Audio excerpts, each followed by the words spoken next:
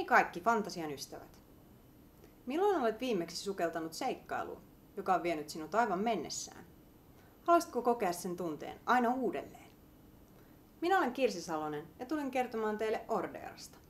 Se on 4-osainen fantasiakirjasaaga, jota olen kirjoittanut, hionut ja kuvittanut valmiiksi viimeisen 7 vuoden ajan. Se on aikuisille ja nuorille suunnattu tarina, jossa on sekoitus kauhua, romantiikkaa, draamaa ja rutkasti ja eeppistä seikkailua. Pidemmittä puheitta sukeltakaamme Orderan visuaaliseen maailmaan ja kerron teille, mistä siinä oikein on kyse.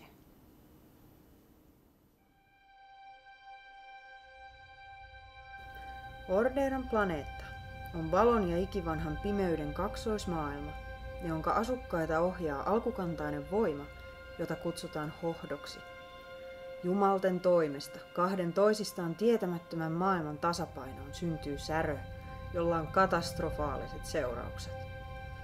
Myllerryksen keskelle joutuu puhdassieluinen Valera, joka siepataan synkkään ja pimeään Orderan alamaailmaan, jota hallitsevat julmat sentiiniruhtinaat.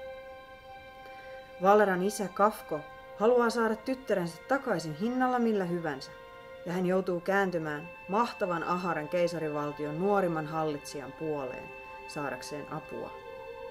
Kafko saa kootuksi pelastuspartion, johon kuuluu itse nuori keisari Batar ja hänen neuvonantajansa Rinin sekä palkkasoturit Kifu, Lion ja väkivaltaisen menneisyytensä piinaama kuumaverinen Reisa.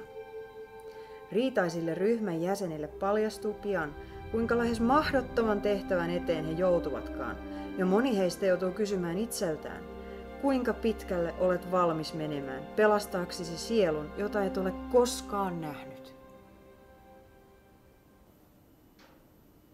Kutsun teidät nyt mukaan tähän ainutlaatuiseen seikkailuun.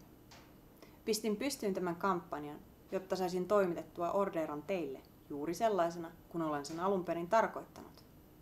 Astu rohkeasti peremmälle ja auta tekemään unelmista totta. Ja varmistamaan Orderan jatkumisen myös pitkälle tulevaisuuteen. Valitse kohtalosi oheisesta listasta ja valmistaudu matkaan, johon et taatusti tule pettymään. Kiitos.